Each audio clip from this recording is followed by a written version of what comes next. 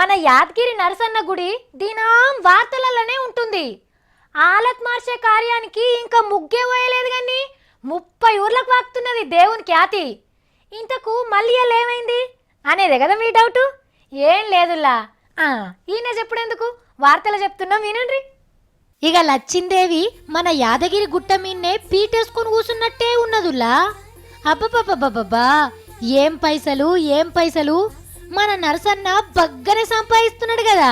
రేపు మాపం చూడకుండా జనాలు మస్తుకొచ్చే వరకు గల్ల పెట్టే గలగలా అవుతుందట.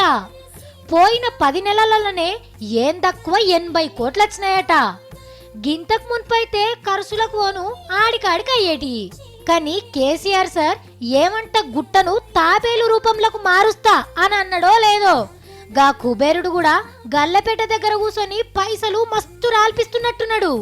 జనాలు లైన్లు కట్టి గుట్ట ఆలతే మారిపోయిందనుకోండి. రేపట్ల ఆనంద్ సాయి సార్ గీసే నక్షతీరు గుట్టకు కొత్త పునాది వేసిన అంటేనా చూస్తుండగానే మన యాదాద్రి వాటికన్ సీట్ అవుతుంది. ఇక అప్పుడు దర్శనం టికెట్టు, లడ్డు, పులిహోర రేట్లు కూడా మస్తుగా పెరుగుతాయి కావచ్చు. ఎంతకైనా మంచిది.